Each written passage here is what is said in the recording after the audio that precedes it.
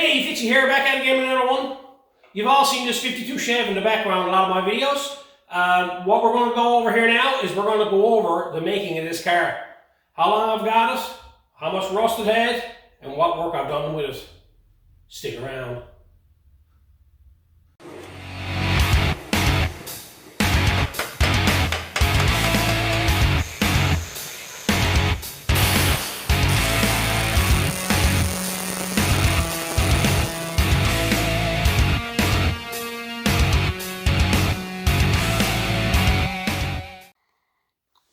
You've all seen this in the background on the rack.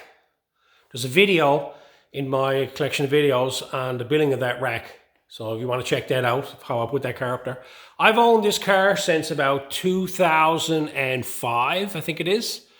I picked it up, I bought it off a friend of mine. He had it as a lawn ornament. And it was a big challenge. It was, trust me, most of you guys probably would have scrapped this. There wasn't a lot of good parts on it. You've often heard me saying it's good from the door handles up. Well, this is one of them cars, good from the door handles up. The roof was good on this car, and that was probably where it ended. And all the quarter panels, rockers, doors, fenders, floors, cross members, tail panel, all that was rotted right off of this car. I removed one door, took the hinge with it. Again, it was still part of the door post, part of the hinge. I picked and poked on it. I stored it for a while, just outside when I picked it up. I never paid a lot for it. I paid $150 for it. And to me, it was more of a, something to play around with. I wasn't even into these Chevys at all. I just liked the roof line on it. And I picked it up and said, I'm going to chop the roof on that now and make a cool hot rod out of it. And one thing led to another, and it got put on the back burner for a few years, and I never bothered with it. I've done a lot of things on this car over the years. When I built the car, and I had a shop at the time, which I had a lot of space in. So I turned around and I took the car in, I poked it in the corner, and I picked and poked at it on nights and weekends when I could get at it. And I had a fairly big shop. Well, after I got a bunch of work done to it, what ended up happening is the building that I was in got sold. So I had to move out of the building, and I moved into a smaller location, I downsized. So I ended up then having to take this car and put it in storage. It was in storage for 6 years.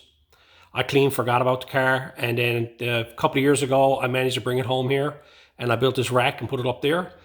My intentions for it eventually are to get it done sometime or another, but I've lost interest in working on it.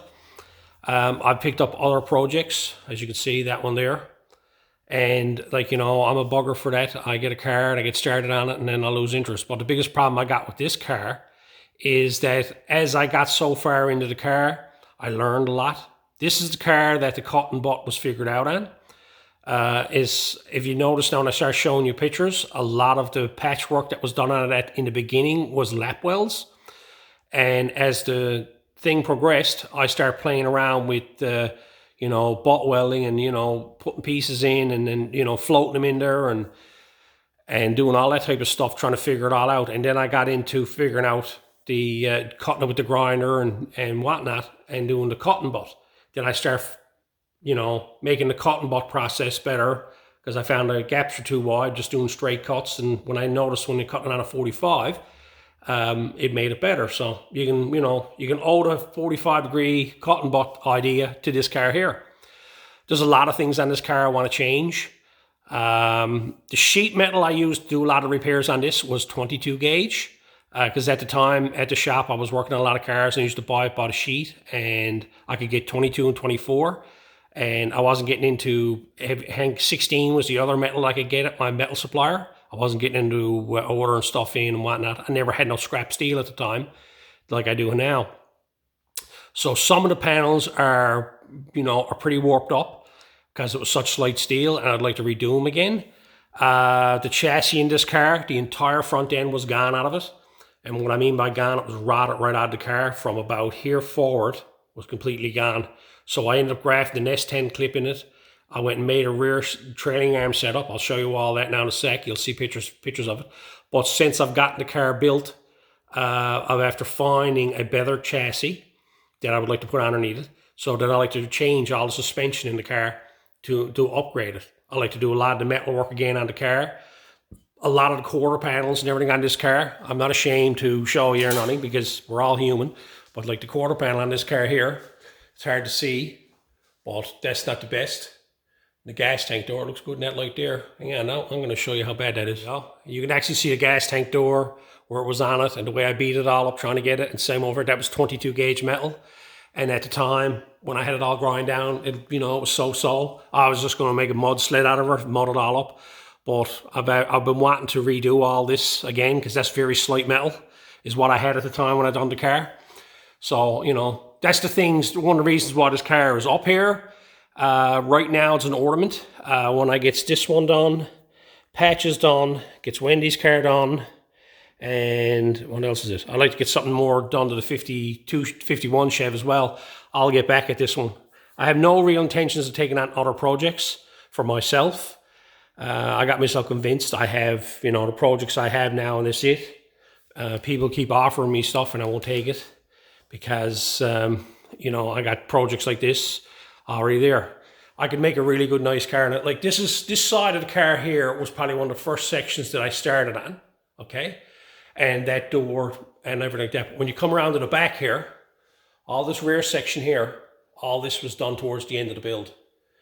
So you can see like this is a pie cut trunk lid. The entire rear section from tail light to tail light has all been replaced. You'll see all that now in a minute. So, I progressed through this car. What I got going on now, I managed to dig out a whole load of photographs of this car that I've taken. I took a full documentary on this car, the chop, the parts car that I bought for it. I'm not going to get into none of the suspension work that I got done to it here now. I'll show pictures of it. You'll see it in some of the pictures, but I won't be getting into it for the simple fact that I'm changing all that. But I will show you the progress. You'll actually see up here, you'll see this all lap welded and stuff like that. And like, I did all the work on this car over a few years, 2 or 3 years. I'm willing to say, yes, I think it was 3 or 4 years I done this car. And each time I went back at it, it got better and better. And I ended up going back and redoing some of the stuff again. And now I've gotten to the point now where I said, okay, I just assume like to redo a lot of this, right? So let's get started on this now. I have a load of photographs here now that I'm going to put together for you and go through the process of the 3 or 4 years that I spent doing work on this car and progressing from just lap welds right on into the cut and butt, figuring that out. So I hope you enjoy it.